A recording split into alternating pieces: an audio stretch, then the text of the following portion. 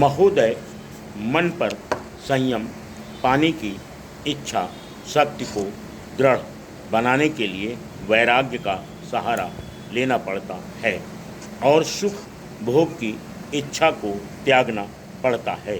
सुख भोग की इच्छा हमें स्वाभाविक होने के कारण हमारे रक्त मांस में इस गहराई तक भिदी है कि उसे अत्यंत कठिनाई से ही निकाला जा सकता है।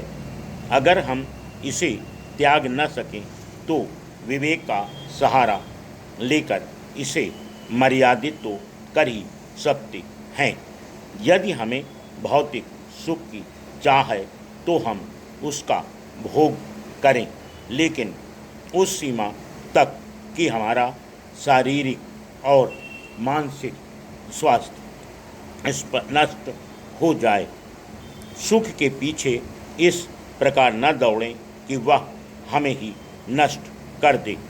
तथापि यह भी सत्य है कि सुख की यह लालसा मन संयम की हमारी इच्छा को खा जाती है। मन के निग्रह से पूर्व अगर मन के स्वभाव प्रकृति को भी अगर जान लें तो हमें मन संयम में अत्यधिक सरलता हो जाती है। स्वामी विवेकानंद के द्वारा जो मन का स्वरूप बतलाया गया है वही हमारे प्रस्तुत विचार का आधार है। हमारे स्थूल शरीर के भीतर एक सूक्ष्म शरीर है, इसे ही मन कहते हैं। यह स्थूल शरीर मन की बाहरी परत है। मन शरीर का सूक्ष्म अंश होने के कारण शरीर का अभिन्न अंग है। छंदोग्य उपनिषद के उद्दालक ने अपने पुत्र श्वेत केतु को बताया कि अन्न जो शरीर के द्वारा ग्रहण किया जाता है किस प्रकार मन बनता है। उन्होंने कहा है कि हे सौम्य, मथे जाते हुए दही का जो सूक्ष्म भाग होता है वह ऊपर इकट्ठा हो जाता है, वह घृत होता है। उसी प्रकार हे सौम्य, खाए हुए अन्न का जो सूक्ष्म अंश होता है वह सम्यक प्रकार से ऊपर आ जाता है, यह मन होता है। इस प्रकार मन अन्नमय तथा अन्य वस्तुओं की भांति जड़ होता है।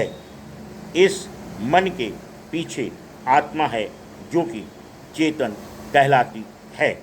चेतन का अर्थ होता है कि ऐसी सत्ता जो किसी दूसरी सत्ता के ऊपर निर्भर नहीं करती, जबकि जड़ पदार्थ किसी न किसी रूप में किसी दूसरी सत्ता पर आधारित होते हैं। हम जानते हैं कि संसार के समस्त पदार्थ अणु एवं परमाणुओं के संघात का परिणाम होते हैं। संसार के समस्त अणु इलेक्ट्रॉन, प्रोटॉन तथा न्यूट्रॉन से निर्मित होते हैं। जब इन तीनों की संख्याओं में परिवर्तन हो जाता है तो अणु के गुणधर्म बदल जाते हैं। कहने का तात्पर्य है कि वैज्ञानिकों ने जब न्यूट्रॉन, प्रोटॉन तथा इलेक्ट्रॉन के गुण धर्म का अध्ययन किया तो पाया कि यह एक प्रकार की ऊर्जा के कण हैं और समस्त जगत इन्हीं ऊर्जाओं से निर्मित है।